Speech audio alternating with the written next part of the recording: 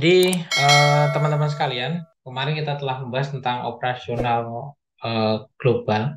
Nah, hari ini kita akan membahas tentang desain produk dan manajemen kualitas.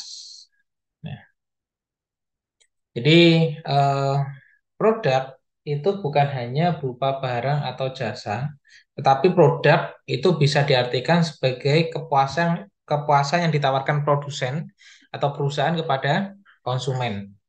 Ya. Jadi ini ya teman-teman, ketika kita membuat suatu produk itu bukan hanya tentang barangnya saja, tentang eh, hal yang kita jual, tetapi adalah keseluruhan, ya. Baik berupa barang, kemasan, penyampaian, iklan, sampai after sale-nya. Untuk mencapai maksud tersebut, maka perusahaan memfokuskan diri pada pengembangan keunggulan bersaing, ya, melalui yang namanya strategi bisnis. Nah, ada 4 hal yang biasa dipakai oleh para pengusaha. Yang pertama adalah pembedaan atau yang namanya diferensiasi. Ya. Jadi ketika kita mempunyai suatu produk di mana bentuknya, kemasannya itu sama, ya, maka kita perlu mencari pembedanya. Ya. Contohnya hal yang paling umum adalah kualitas produknya. Tetapi hal yang lain itu adalah tentang positioningnya. Ya. Ada satu produk yang produk itu produknya sama persis, ya, sama-sama air, contohnya kemarin sama-sama air, tapi ada air yang murni, ada air yang eh, memiliki nilai gizi dan lain sebagainya. Poinnya adalah bagaimana cara pandang konsumen kepada produk kita. Ya. Tentunya ketika kita buat hal yang sama persis, maka kita tidak akan terlihat. Apalagi sudah ada leader marketnya. Tetapi ketika kita membidik positioning yang berbeda, maka kita akan kelihatan berbeda. Jika tidak mampu untuk membuat produk yang lebih bagus, lebih baik kita membuat produk yang memiliki pembeda. Yang kedua adalah biaya rendah. Nah, kepemimpinan biaya. Hmm. Kalau kepemimpinan biaya ini lebih ke bagaimana kita berfokus kepada produksi. Ya, jadi kita positioningnya, kalau yang pertama tadi adalah menciptakan pembedanya, yang kedua ini adalah bagaimana kita benar-benar membuat produk itu berfokus pada efisiensi dan efektivitas produk tersebut. Sehingga apa? Sehingga untuk nilai produksinya itu cenderung lebih kecil. Dan ini biasanya dipakai untuk produk-produk yang massal. Yang ketiga adalah adanya respon cepat atau rapid response, ya. Di mana ini biasanya lebih ke jasa, ya. Jadi bagaimana perusahaan itu membuat agar apapun yang dikeluhkan oleh konsumen dengan produk kita, kita bisa langsung gerak cepat. Yang keempat adalah kombinasi di antara ketiga strategi tersebut. Jadi ke semuanya ini digabungkan. Kita bahas tentang strategi bisnis. Selanjutnya, kita harus tahu tentang yang namanya produk life cycle. Nah, jadi tidak yang perlu kita pahami adalah tidak ada produk itu yang benar-benar berada di leader market terus. Jadi berada di puncak terus. Tetapi bagaimana eh, perusahaan itu mempertahankan agar di fase kedewasaan itu tidak terjadi adanya penurunan, ya, bahkan kerugian. Nah, contohnya di sini untuk fase-fasenya, ya, di dalam proses produk life cycle itu adalah yang pertama adalah introduction, ya, di mana hal yang pertama adalah tahap perkenalan. Ya, jadi ketika kita membuat produk baru nih, nah tentunya kita harus berdarah-darah untuk memperkenalkan kepada calon konsumen. Ya. Setelah memperkenalkan, lalu ya, eh, kita tawarkan kepada konsumen. Kita perkenalkan, orang-orang mulai tahu, terus kita buat bagaimana mereka tertarik, sehingga apa? Sehingga terjadi yang namanya pembelian. Ya, itu di masa grow atau tahap pertumbuhan. Ya. Di sini untuk biaya promosi itu masih cenderung tinggi, tapi mulai ada pemasukan yang mengimbanginya. Ya. Yang ketiga ini adalah fase maturity atau tahap kedewasaan. Ya, di mana banyak orang yang sudah kenal dengan produk kita dan sudah banyak orang yang mau beli produk kita. Ya. Tentunya ketika berada di atas, tentunya akan ada yang namanya eh, decline atau tahap penurunan. Ya. Di mana di tahap ini kita berusaha keras agar produk kita itu tidak hilang dari peredaran. Ya. Minimal penurunannya itu cenderung lebih kecil. Dengan cara apa? Dengan cara kita membuat varian baru ataupun membuat kemasan baru. Ketika memang belum mampu untuk mendongkrak pemasaran, maka tentunya kita bisa membuat merek baru. Di dalam fase produk life cycle, ya, ada beberapa pilihan strategi. Yang pertama adalah pada tahap perkenalan. Ya. Jadi pasar itu masih menyesuaikan dan butuh banyak biaya untuk melakukan yang pertama, melakukan riset, pengembangan produk, modifikasi proses, dan juga pengembangan pemasok. Jadi kita baru melihat nih, kira-kira produk apa yang diinginkan oleh konsumen. Banyak perusahaan-perusahaan yang melakukan tes pasar ya, dengan cara mempromosikan produknya, dengan cara membagi-bagikan gratis produknya, sampel produknya, untuk apa? Untuk melakukan yang namanya riset. Ketika kita berikan secara gratis, maka akan ada feedback. Oh, ini kurang ini, kurang ini, kurang ini. Sehingga apa? Sehingga akan ada yang namanya pengembangan produk. Ya. Ketika adanya pengembangan produk, tentunya untuk bahan baku dan juga prosesnya itu akan sedikit berbeda. Maka perlu diadakan proses modifikasi dari produksi tersebut. Ya. Dan tentunya akan mengikuti yang namanya pengembangan pemasok. Ya. Karena perbedaan komposisi dari produk kita. Itu yang pertama tentang fase perkenalan. Yang kedua adalah fase pertumbuhan atau grow. Ya. Desain produk sudah stabil sehingga perlu peramalan kebutuhan kapasitas yang efektif dan perlu peningkatan kapasitas agar dapat memenuhi permintaan. Nah, jadi di fase-fase pertumbuhan ini kan mulai banyak permintaan nih. Nah, tentunya bagaimana perusahaan agar benar-benar bisa untung dengan cara kita memproduksi sesuai dengan permintaan pasar. Dan juga bagian pemasaran itu berusaha bagaimana agar semakin banyak orang yang mau beli produk kita. Ya. Jadi fokusnya adalah kalau di bidang produksi, fokusnya adalah bagaimana tidak terlalu banyak produk jadi yang menumpuk atau stoknya itu menumpuk. Nah, seperti itu. Yang ketiga adalah fase kematangan atau maturity. Pesaing sudah dapat dipastikan yang memerlukan inovasi. Pengendalian biaya harus lebih baik, meningkatkan keuntungan dengan pembatasan lini produk. Nah, jadi ketika kita bicara tentang bisnis, tentunya akan ada persaingan. Nah, dan tentunya kita tidak bisa menghindarinya. Selalu akan ada persaingan di sana. Ya. Contoh yang lagi ramai sekarang adanya es teh jumbo. Ya.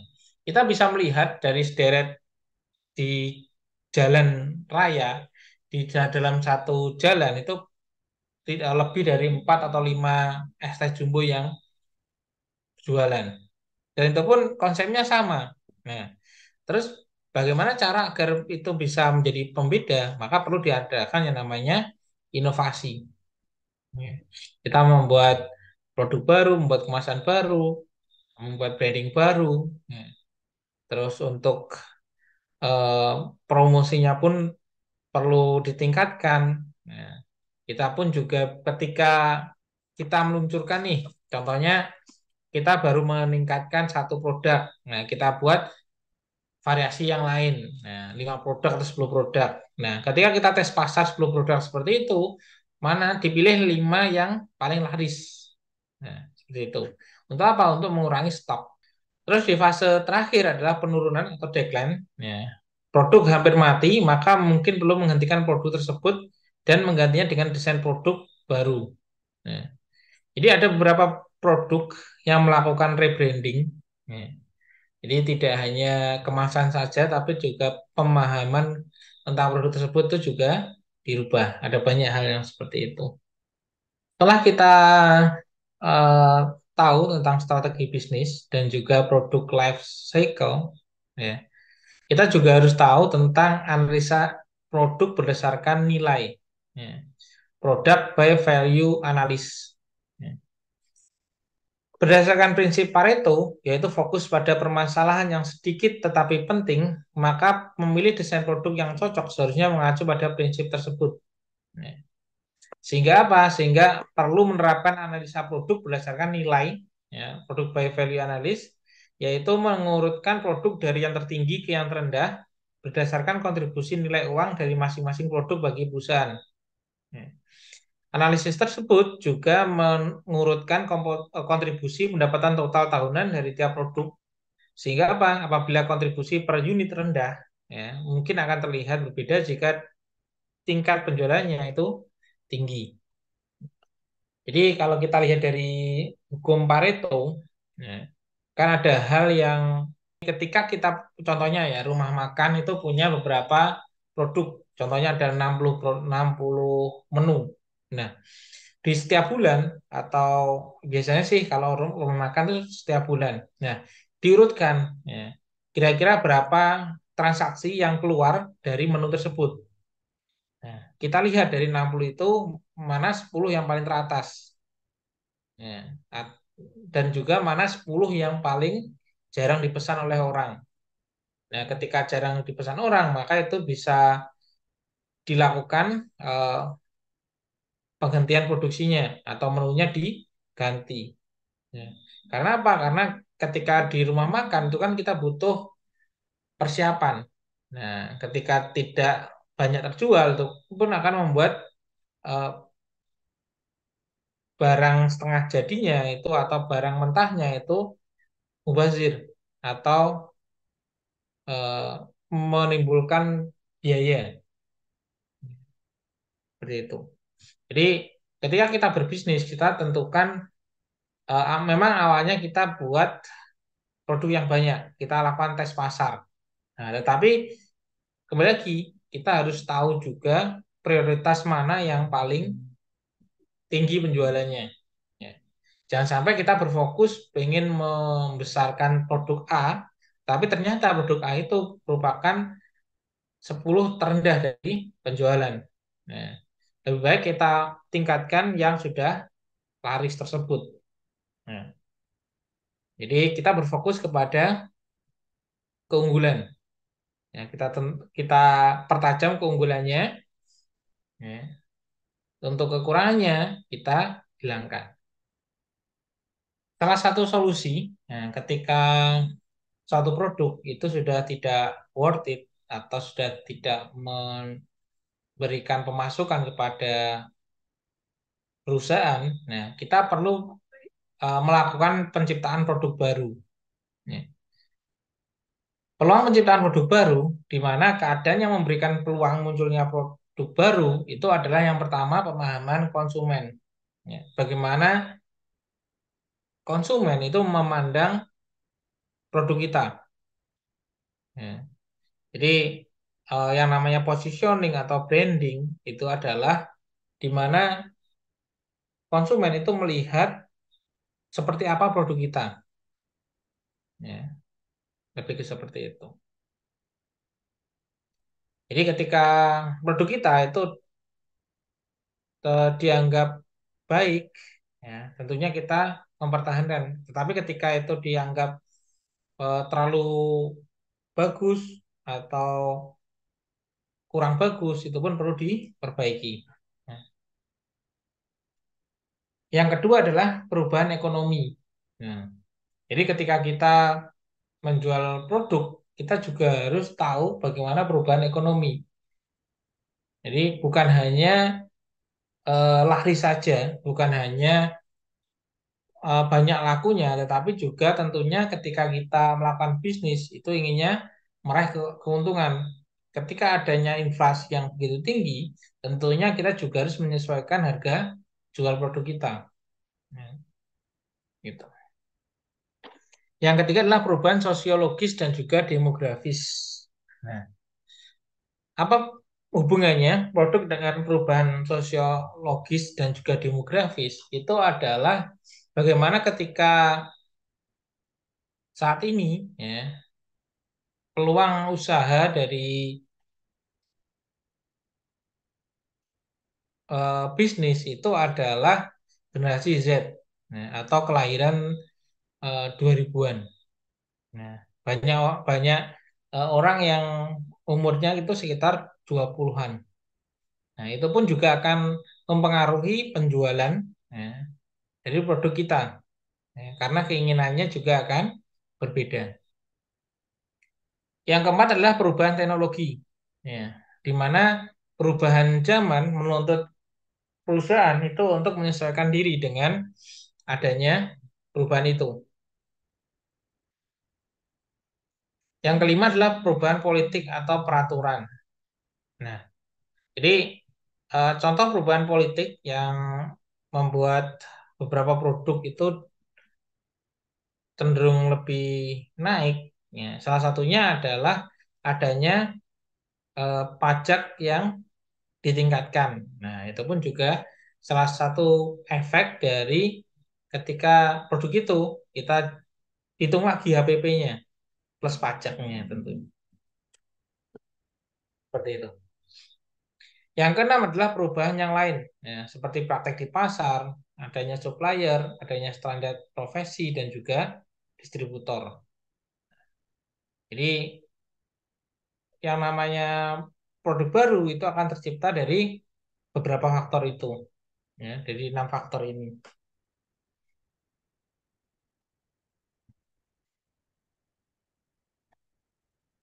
Kenapa perusahaan perlu terus-menerus melakukan upaya penciptaan produk baru atau pembaruan produk? Ya, karena untuk dapat mengimbangi persaingan yang dihadapi, diantaranya produk substitusi maupun perubahan kebutuhan dan keinginan konsumen. Ya. Jadi kenapa kok perusahaan itu harus menyesuaikan? Ya.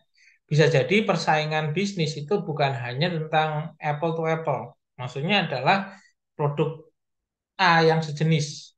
Nah, bisa jadi produk substitusi itu yang akan menggantikan produk kita. Ya, maka perlu adanya eh, riset agar kita juga bisa menciptakan produk baru yang mungkin bisa menggantikan produk kita. Ya, lebih ke seperti itu.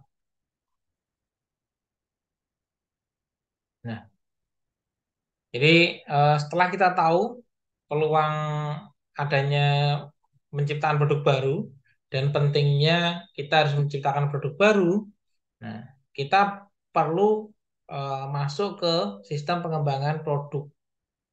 Nah, di dalam sistem pengembangan produk, tahap pertama itu adalah tahap pengembangan produk. Dari mana itu berasal? Nah, yang pertama adalah dari ide. Ide itu bisa berasal dari dalam perusahaan, misalnya bagian riset dan juga pengembangan, ataupun bisa dari luar, ya, melalui pemahaman perilaku konsumen, adanya persaingan, adanya perubahan teknologi, atau dari pekerja, ataupun dari persediaan. Ya. Tahapan ini menjadi dasar untuk memasuki pasar dan biasanya mengikuti strategi pemasaran yang dilakukan perusahaan. Ya. Jadi perusahaan itu perlu sadar ya, dari dalam maupun dari luar. Itu ide itu akan muncul. Yang kedua adalah kemampuan. Ya, setelah kita mendapatkan ide, maka kita lihat ya, kemampuan yang dimiliki oleh perusahaan untuk merealisasikan ide tersebut. Kita hitung, kita lakukan koordinasi dari berbagai bagian yang terkait di perusahaan yang bersangkutan. Ya, mulai dari supplier, bagian produksi, bagian pemasaran, ataupun bagian admin. Itu pun perlu diukur kemampuannya. Yang ketiga adalah permintaan konsumen. Dengan cara apa? Dengan cara mengidentifikasi posisi dan manfaat produk yang diinginkan konsumen melalui atribut tentang produk. Jadi ini lebih ke fasilitas apa yang diinginkan, fasilitas tambahan apa yang diinginkan oleh konsumen. Yang keempat adalah spesifikasi fungsional. Bagaimana suatu produk bisa berfungsi dengan melalui identifikasi karakteristik engineering produk, kemudian dibandingkan dengan produk dari pesaing. Jadi yang namanya pengembangan produk itu tentunya jangan sampai itu pengembangannya itu sama dengan kompetitor. Nah, kita harus memberikan nilai lebih dari produk kita.